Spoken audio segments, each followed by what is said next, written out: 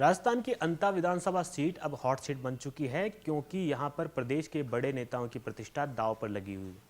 दरअसल अंता में उपचुनाव होने जा रहा है और उपचुनाव को लेकर जो तमाम तैयारियां हैं वो भी जोरों शोरों से दोनों ही पार्टियों की ओर से की जा रही है।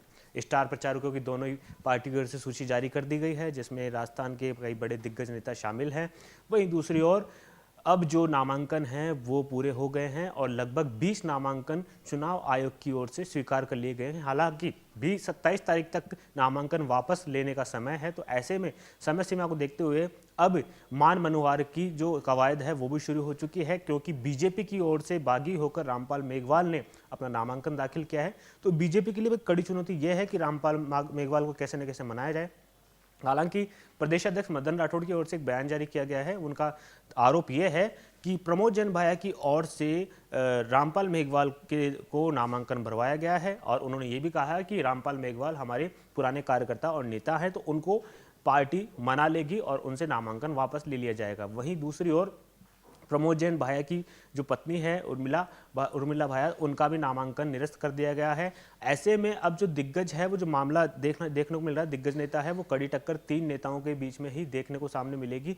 नरेश मीणा, प्रमोद जैन भाया और अपने बीजेपी से मोरपाल सुमन। तो ऐसे में बीजेपी के लिए भी एक कड़ी चुनौती यह है कि वसुंधरा समर्थक एक नेता को यहाँ पे चुनावी मैदान में उतारा है। वहीं दूसरी ओर कांग्रेस के बड़े दिग्गजों ने एक चुनावी नामांकन सभा रैली यहाँ पे आयोजित की। तमाम बड़े दिग्गज नेता डोटासरा, अशोक गहलोत, सचिन पायलट से तमाम बड़े नेता यहाँ पे मौजूद रहे।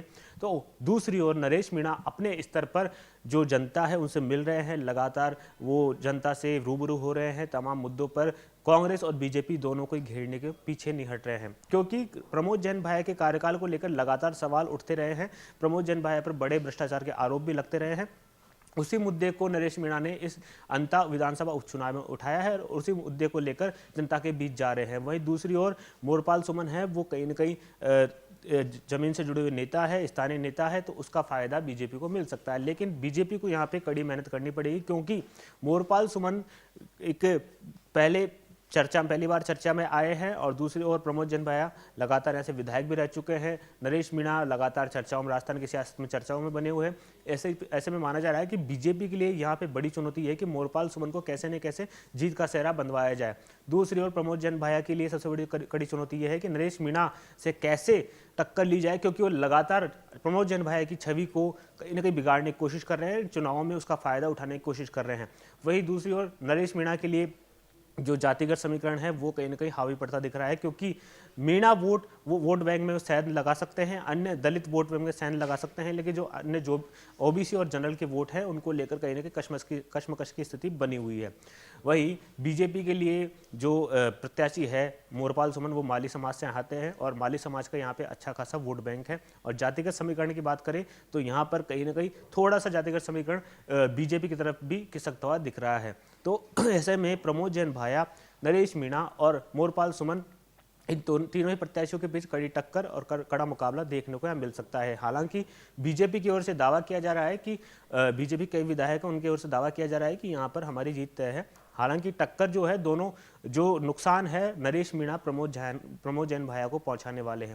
खैर आने वाला समय ही बताएगा कि कौन किसको टक्कर देता है, लेकिन जो चुनावी समीकरण है वो तय हो चुके हैं। 27 तारीख को नामांकन वापस लेने का आखिरी दिन है। मान मनोहार का सिलसिला भी जारी हो चुका है।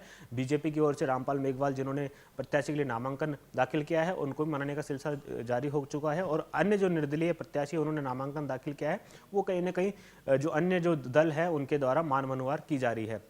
साथ ही 27 तारीख बाद में अब चुनावी जो सभाएं हैं वो भी यहाँ पे स्टार प्रचारकों के द्वारा की जाएगी। उसके बाद में देखा जाएगा कि किस तरीके से अंता जो सीट है उसको लेकर बीजेपी की क्या रणनीति रहती है, कांग्रेस की क्या रणनीति रहती है।